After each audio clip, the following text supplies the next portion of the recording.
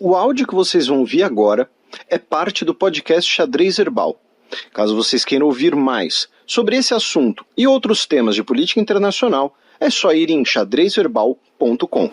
Bem, passemos agora para o primeiro bloco do Giro de Notícias. Notícia do sábado passado, dia 27 de abril. Primeiro-ministro britânico diz que aumento de solicitantes de asilo na vizinha Irlanda seria a prova de que seu plano está funcionando. O Rishi Sunak soltou esse ápice do cinismo, né, agora, né, para falar, olha só, o nosso plano de deportar as pessoas para Ruanda, né, de forma, muitas aspas aqui, provisória, ele tanto está funcionando, né, que ele está tendo um efeito de impedir, né, de desestimular que as pessoas venham para o Reino Unido solicitar asilo, e as pessoas então estão indo para a Irlanda. Né? As pessoas estão indo para a República da Irlanda, né? Porque as pessoas não querem correr o risco a vir para cá. Então, assim, foi um comentário, um ápice do cinismo, né? Vindo do primeiro-ministro não branco da história britânica, né? Porém, quando se trata aí de algumas questões, né, especialmente uma questão migratória como essa, muito provavelmente a sua identidade de classe talvez fale mais alto, né? Ele que ao mesmo tempo é de uma das famílias mais ricas do Reino Unido. E o que promete ocorrer agora, infelizmente, é o início de mais uma tensão na fronteira, né, dentro da ilha da Irlanda, entre a República da Irlanda e a Irlanda do Norte, né, a parte da ilha que é dominada pelo Reino Unido, já que a República da Irlanda vai designar o Reino Unido como um país seguro para asilo. O que isso quer dizer? Né? Se uma pessoa chegar na República da Irlanda via a fronteira terrestre com a Irlanda do Norte, a República da Irlanda vai falar, não, você não precisa ficar aqui, você veio de um país seguro, vamos te devolver. E o governo britânico já avisou que não vai aceitar, né, que a República da Irlanda mande pessoas para a Irlanda do Norte, até porque a Irlanda, sendo um país da União Europeia, a União Europeia não aceita que o Reino Unido devolva pessoas para a França. Então vai começar uma briga, já existe essa briga, na verdade, mas agora a Irlanda, né, a ilha da Irlanda vai se tornar o palco dessa briga, de, né, enviar pessoas de um lado para o outro, né, infelizmente. Os primeiros ônibus que levariam, né, as primeiras pessoas para uma barca, né, na costa britânica e de lá poderiam ser enviadas para Ruanda como terceiro país, esses primeiros ônibus não conseguiram chegar ao seu destino, já que um grande protesto, que resultou na prisão de 45 pessoas, furou os pneus dos ônibus. Tá? Então, os manifestantes conseguiram, né, obstruir e deter esse absurdo inicial. Já na Escócia, o Partido Nacional Escocês manteve-se no poder, porém, o ministro-chefe Humza Yousaf já anunciou sua renúncia. Muito provavelmente uma coisa foi vinculada à outra. Ele renunciou como parte de um acordo com, especialmente, os verdes escoceses, para que o Partido Nacional Escocês pudesse se manter no poder. Né, o voto de desconfiança foi com 70 votos pela permanência do Partido Nacional Escocês, 58 contra. Tá? E ontem, dia 2 de maio, nós tivemos as eleições locais britânicas, tá? Incluindo tanto a eleição, né, para a Prefeitura de Londres, né, com a eventual reeleição do Sadiq Khan, como as eleições para os outros 10 prefeitos eleitos diretamente no país e todos ali os milhares, né, do que, entre aspas, digamos assim, vereadores. E essas eleições são importantíssimas porque é um grande termômetro, né, para as eleições que nós teremos ao fim desse ano, em que as pesquisas indicam que o Partido Conservador vai ser derrotado. Também serão eleitos, né, os comissários de polícia, né, em várias regiões. Ainda não temos a maioria dos resultados, né, apenas alguns resultados já foram liberados, mas então é uma eleição importantíssima para ficar de olho. Notícia do último domingo, dia 28 de abril. Ucrânia recua de 3 vilas no leste do país. As forças ucranianas, né, se retiraram de 3 vilas, né, na região ali da bacia do Don, principal foco dos combates nas últimas semanas, todas elas perto de Avdiivka, né, aquela vila que ficou infame pela batalha pelo seu controle, que demorou meses, né, e que se tornou ali um verdadeiro moedor de carne. Muito provavelmente agora teremos, né, uma ofensiva russa na região de Chassiv Yar, já que ela é um importante centro logístico, ela é um importante ponto de encontro de estradas, né, que permite o eventual controle de regiões maiores. Essa semana também tivemos ataques a mísseis pela Rússia contra a cidade portuária de Odessa, que deixou várias pessoas mortas, incluindo com a denúncia ucraniana de que um desses mísseis conteria, né, uma ogiva do tipo que em inglês é chamado cluster, né, mas que, se a gente for falar em português, né, ela é uma bomba de fragmentação guarda-chuva. Né? É uma bomba que explode no ar, que abre no ar, melhor dizendo, e dispersa várias munições menores. Tá? Esse tipo de munição ficou muito conhecida pelo seu uso, por exemplo, durante a Guerra das Malvinas. Né? Essa semana, como parte dos preparativos para a parada do 9 de maio, né, parada do Dia da Vitória em Moscou, as forças russas estão exibindo equipamentos ocidentais capturados na Ucrânia em Moscou, tá? Incluindo carros de combate pesados, né, como o Leopard 2, de origem alemã. Inclusive, ele ostenta a própria bandeira alemã no seu chassi. Tá? O David Cameron, o atual secretário de Relações Exteriores do Reino Unido, anunciou que o Reino Unido vai fornecer 3 bilhões de libras para a Ucrânia todo ano, enquanto for necessário. Tá? Nessa visita, ele viu ali também, foi exibida para ele, equipamentos russos destruídos, né? Já que a Ucrânia, assim como a Rússia, também celebra o 9 de maio. Notícia da segunda-feira passada, dia 29 de abril. Rompimento de barragem no Quênia eleva o número de mortos pelas enchentes para mais de 120. Infelizmente, né, nós comentamos sobre o Quênia no programa passado e a situação no país africano acabou se agravando. Tá? Uma barragem na cidade de Mai Mahiu, tá? Ela que fica ali no vale, né, do Rift, ela rachou, tá? O que levou a 48 pessoas mortas e dezenas de pessoas ainda feridas ou então hospitalizadas.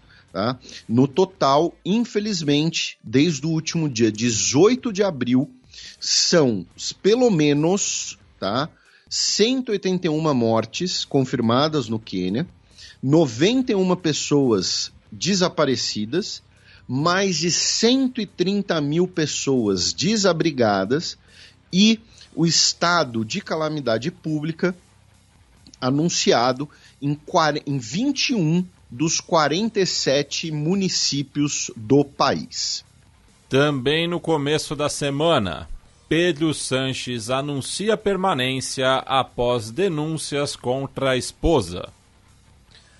Então, meu caro Matias, a gente, né, assim, a gente não é vidente, mas a gente antecipou esse cenário no programa passado, porque estava, né, especialmente depois que as denúncias foram retiradas, né, estava bem claro ali que era uma jogada do Pedro Sanches para garantir apoio, né, garantir apoio à figura dele, especialmente considerando a delicada coalizão que é o governo dele. Vamos lembrar para o nosso ouvinte, né? O que galvanizou essa coalizão que governa a Espanha, né, com uma margem de maioria mínima praticamente, foi o projeto de anistia para os catalães, para os independentistas catalães, né?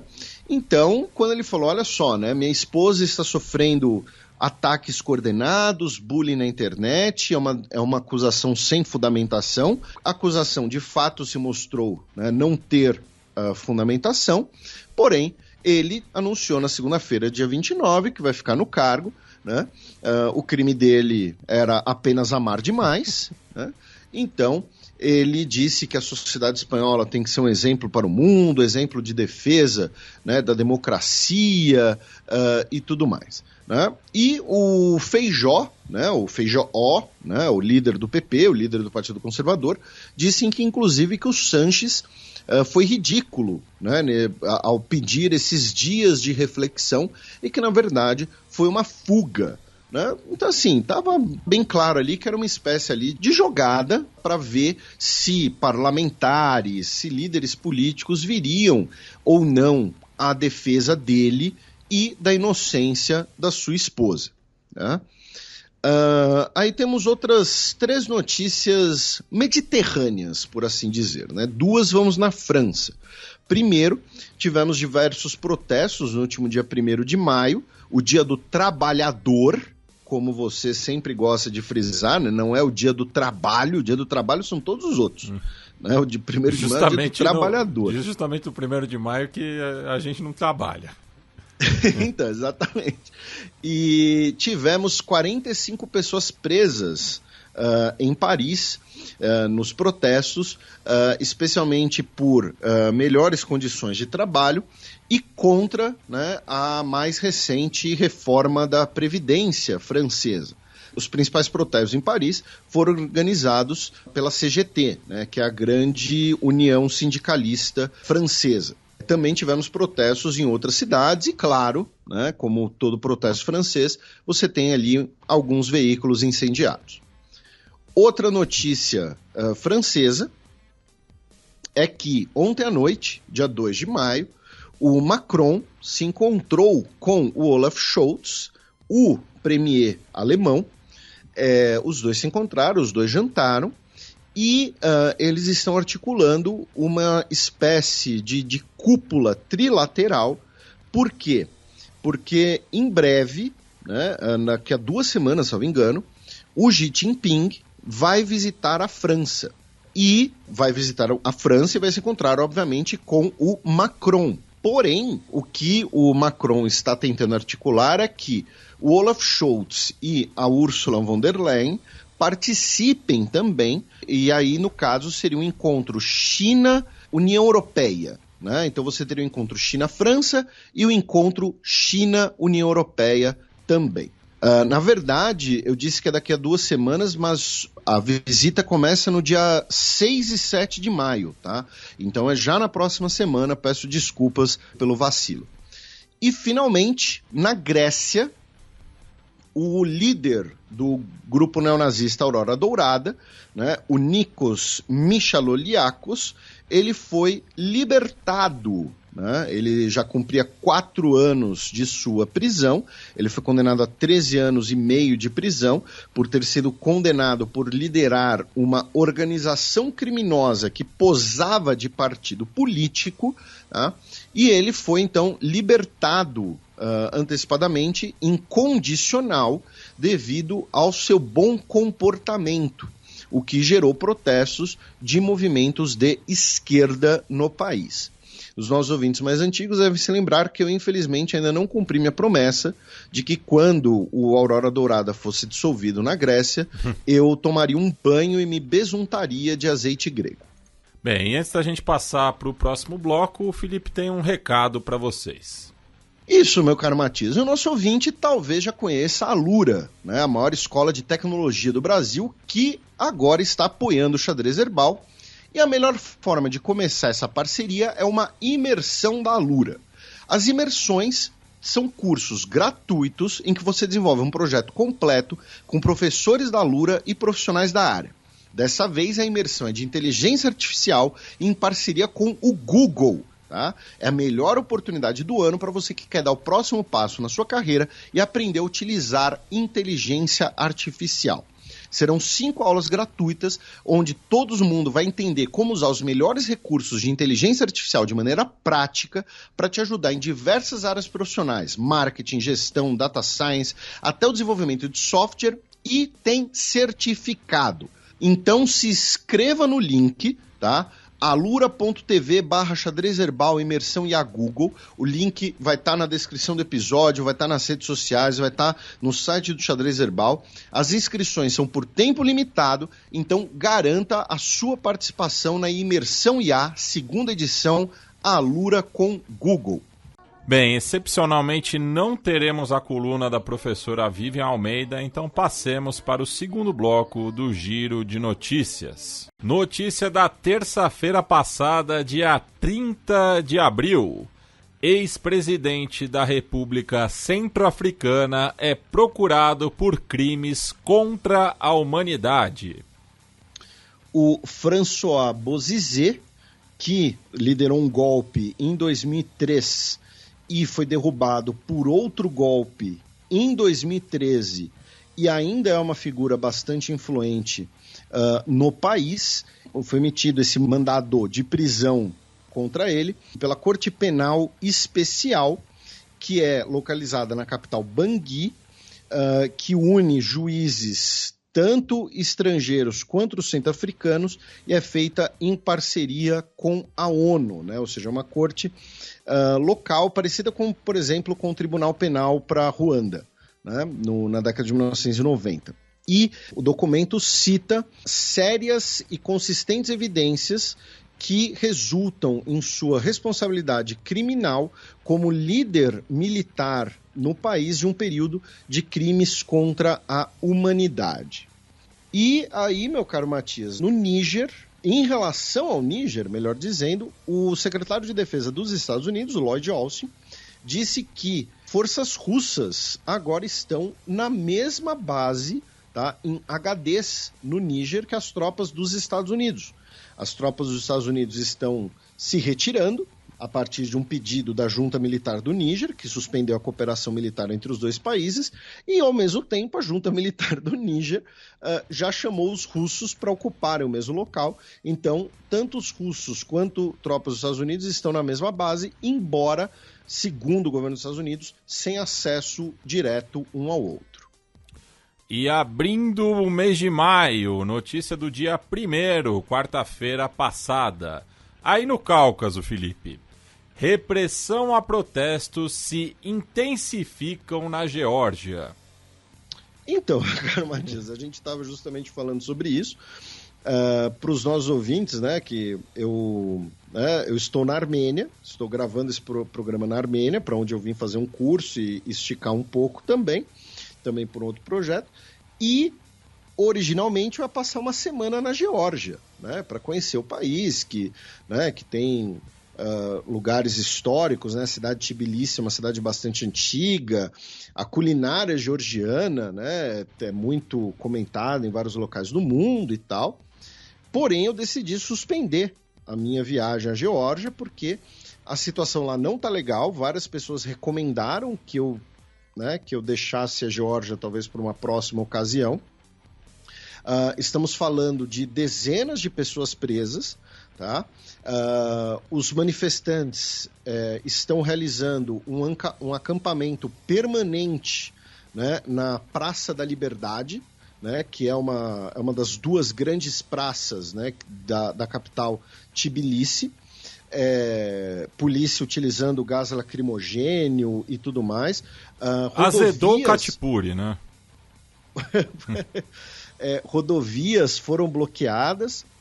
Essa semana tivemos um discurso, né, que jogou ainda mais gasolina na fogueira, já que o fundador do partido Sonho Georgiano, né, o Bidzina Ivanishvili, que foi primeiro-ministro do país, ele disse essa semana que as ONGs são espiões internacionais que de 2004 a 2012 a Geórgia foi governada a partir do estrangeiro, de fantoches aqui no estrangeiro, se referindo especificamente ao período pós-revolução, né, uma das revoluções coloridas, né, condenadas pela Rússia, né, se referindo também ao Saakashvili, né, que hoje está preso, depois teve a nacionalidade ucraniana, a gente já falou bastante dele aqui, e ele disse que a Rússia invadiu a Geórgia por culpa dos georgianos.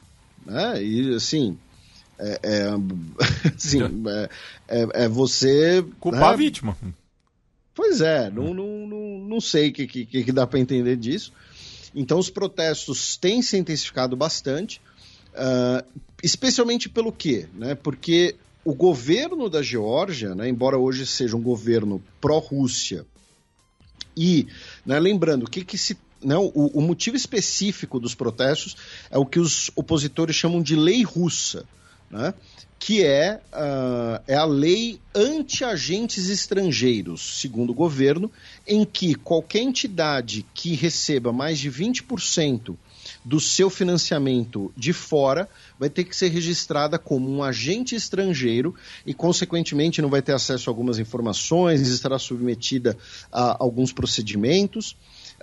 E muitos, hoje, né, partidos, veículos de imprensa independentes recebem fundos da União Europeia, né, porque a Geórgia, desde 2022, é candidata oficial, né, a status na União Europeia. E, principalmente, um dos motivos que os protestos têm crescido muito é que os protestos vêm, olha só, esses caras são pró-Rússia.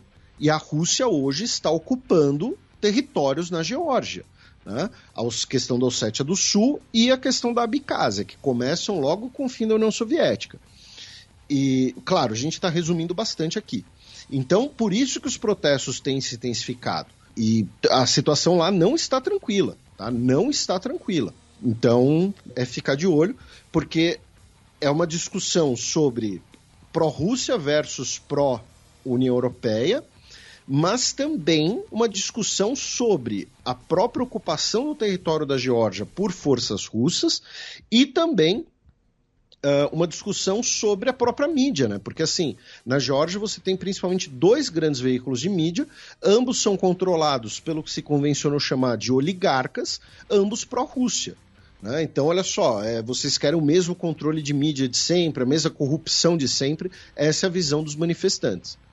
E, para ficar na antiga República Soviética Transcaucasiana, no Azerbaijão, nós tivemos essa semana a prisão do jornalista Anar Mammadli, tá? Que ele liderava o Centro de Estudos pela Democracia, e ele foi preso porque se trata de uma ditadura hereditária violentíssima. Notícia de ontem, quinta-feira, dia 2 de maio. Ex-diplomata pró-China é eleito novo primeiro-ministro das Ilhas Salomão. O Jeremiah Manelli é o novo primeiro-ministro das Ilhas Salomão, depois das eleições, né, que a gente comentou na semana passada, né, ainda não tinha o resultado final, porém, dos 50 assentos, né, a maior bancada ficou com o nosso partido, e o nosso, no caso, é o OUR, né, O-U-R, que é uma sigla, né, para Ownership, Unity and Responsibility, né, propriedade, unidade e responsabilidade. Ficou com a maior bancada, é o partido, né, do ex-primeiro-ministro o Sogavari, também pró-China, porém o Sogavari disse que não quer ser primeiro-ministro, mas quer ser apenas um parlamentar. Então, o Jeremiah Manelli, que durante muito tempo foi, além de parlamentar, diplomata, é agora o novo primeiro-ministro das Ilhas Salomão e, repetindo, pró-China. Né? E o presidente da Assembleia Nacional do Vietnã, o Vong Dinh Ho, ele anunciou a sua renúncia depois do seu nome ter sido mencionado numa investigação por corrupção. E também no Sudeste Asiático, as Filipinas anunciaram a suspensão das aulas na segunda e na terça-feira passadas por conta de uma onda de calor que estava com uma média de 45 graus centígrados, além da combinação de uma greve de transportes em boa parte do país.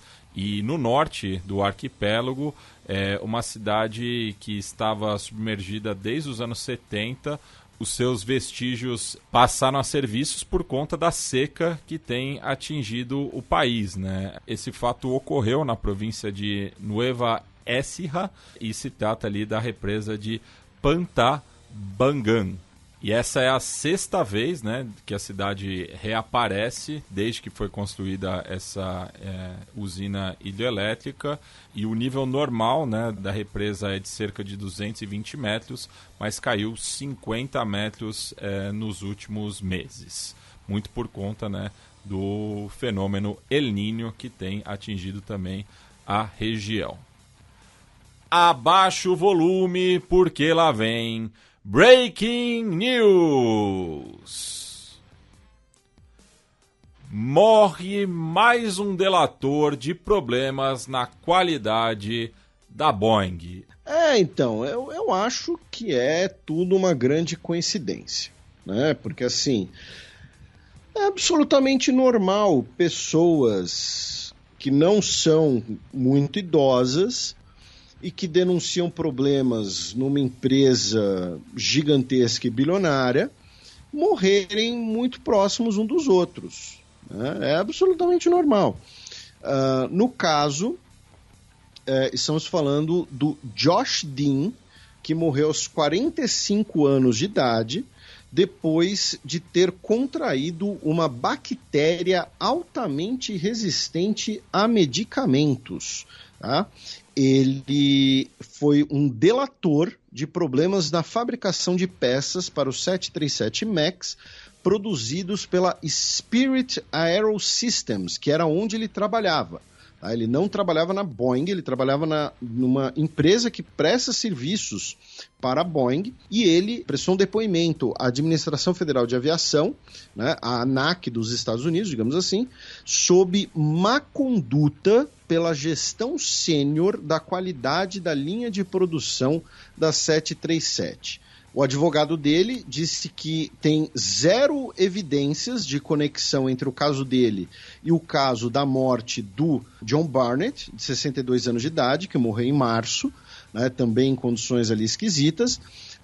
Eu imagino que o advogado dele esteja dizendo isso para evitar ser a terceira pessoa, brincadeiras à parte, né? Então, mais uma notícia relacionada à Boeing e à crise que a empresa tem passado. Duas notícias dos Estados Unidos junto com elas, meu caro Matias.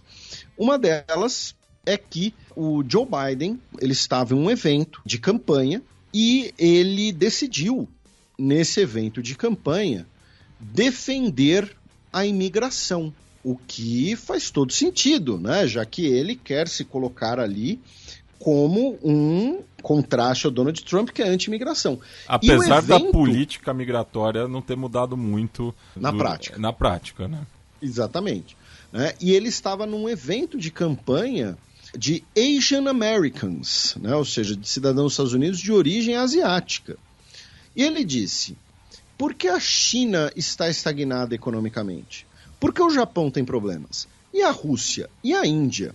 Porque são xenófobos. Eles não querem migrantes. E os migrantes são que nos tornam fortes. Ele dizer que a Rússia ou a China são xenófobos, tudo bem. São países, tudo bem, eu digo no sentido de que são países rivais dos Estados Unidos. Agora, Japão e Índia são aliados dos Estados Unidos. Não pega muito bem o presidente de um país chamar o seu aliado, né, a nação aliada, de xenófobo, ou algum termo similar. Não estamos nem discutindo se são mesmo, né? Infelizmente, no Japão, por exemplo, nós temos muitos casos documentados de xenofobia contra brasileiros descendentes de japoneses que vão morar lá, né? Infelizmente, tem muito material sobre isso. Mas, sendo ele presidente dos Estados Unidos, ele não pode falar isso em público, sabe? Então, enfim, né? Parabéns. E, finalmente, a governadora do Arizona, a democrata Katie Hobbs, assinou uma lei que revoga aquela legislação anti-aborto de 1864, de quando a Arizona ainda era um território, né, porque a Arizona só vira estado em 1912, né? Inclusive, eu não vou me lembrar agora o nome do historiador, mas um dos mais influentes historiadores sobre formação dos Estados Unidos coloca o ano de 1912 como o fim do Velho Oeste, porque é quando a Arizona e o Novo México se tornam estados, né? Deixam de ser territórios. Mas enfim, não vem ao caso. O ponto é, ela revogou aquela legislação anti-aborto de 1864, que foi recentemente revalidada pela Suprema Corte do Estado, né? E proibindo completamente qualquer tipo de aborto de gestação.